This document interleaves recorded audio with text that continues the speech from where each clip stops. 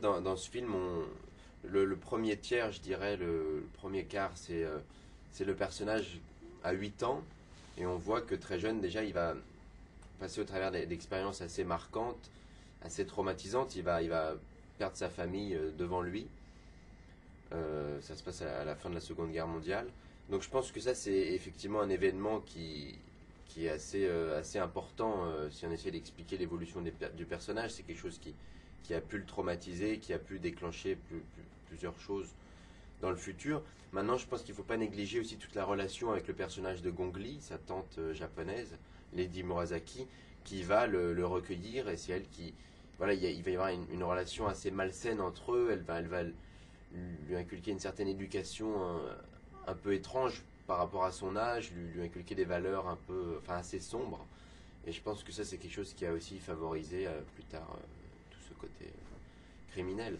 Maintenant, moi, quand j'ai préparé ce rôle, j'avais lu plusieurs choses, euh, comme quoi il y aurait des études qui montreraient que déjà à la naissance, dans les gènes, on pourrait détecter un certain besoin supérieur par rapport à d'autres êtres humains, un besoin supérieur en termes enfin, en quantité d'adrénaline, d'endomorphine, ce qui expliquerait que plus tard, certaines personnes seraient amenées à tuer ou pas. Bon, après, voilà, c'est un sujet encore un peu délicat, mais moi je m'en suis servi parce que voilà, je pense qu'il y a peut-être une certaine prédisposition, un déterminisme. Et après, effectivement, il y a plusieurs événements tout au long de sa jeunesse qui ont favorisé ce. Je pense que c'est un personnage qui a sa propre morale, qui a son propre sens moral, et il est défini par son créateur Thomas Harris dans les romans comme un sociopathe. Donc c'est quelqu'un qui ne fait pas la différence entre le bien et le mal, et ça fait partie des tueurs en série les plus dangereux, puisque évidemment ils ont aucun scrupule à tuer, et pour eux c'est quelque chose de tout à fait normal, tout à fait naturel, et ils ne reviennent jamais sur leurs actes, ils ne regrettent pas. Et voilà, je pense que c'est quelqu'un qui s'est créé son propre univers, voilà, il a ses propres codes très précis de politesse, de voilà, sa propre morale, et quand quelqu'un désobéit à ces codes établis, et ben voilà, pour lui, c'est tout à fait normal de les éliminer. J'ai essayé de travailler sur cet aspect physique, sur certaines postures, certains tics. Maintenant, c'est quelque chose que Anthony Hopkins avait beaucoup utilisé dans les films précédents.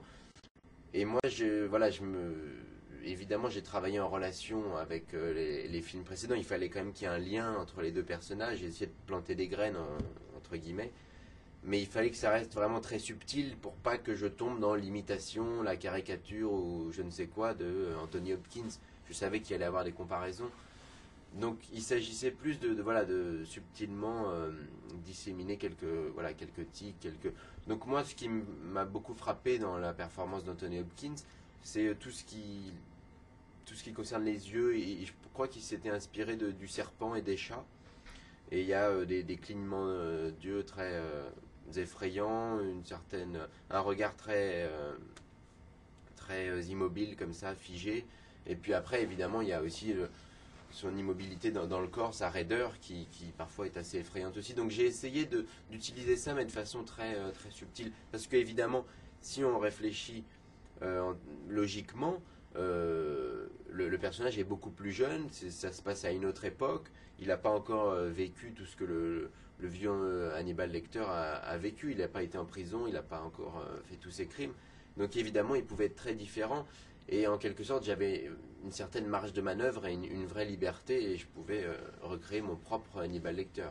Bah, c'est toujours délicat. Moi, quand on est venu me voir au départ pour ce film, ça m'a surpris. Évidemment, jamais je n'aurais imaginé me retrouver dans la peau de ce personnage. J'étais très excité en même temps, évidemment. Et je me suis posé toutes ces questions. Je me suis dit, les Américains, ils vont dire qu'est-ce que c'est que ce Français qui reprend le rôle d'Hannibal Lecter. Pour eux, ça fait pas. Ils se sont vraiment approprié ce personnage. Donc, dans un sens, ça pouvait effectivement les choquer. Et c'est ce qui a fait que j'ai un peu hésité au départ. Et puis après, évidemment, c'était aussi une grosse prise de risque par rapport au rôle qu'on m'offrait, qui était quand même très complexe, très profond. Après Anthony Hopkins, évidemment, c'était assez effrayant de reprendre ce personnage.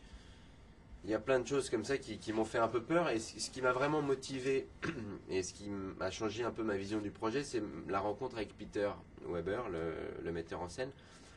Et je trouvais ça très intéressant de la part des producteurs d'aller chercher un réalisateur comme ça. Son premier film est très différent de celui-ci. Je me suis dit, hein, il peut amener quelque chose un peu nouveau.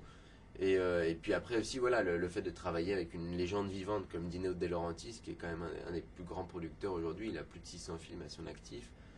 Et puis je savais que ça allait être une expérience fascinante et extrêmement intéressante au niveau de mon travail d'acteur.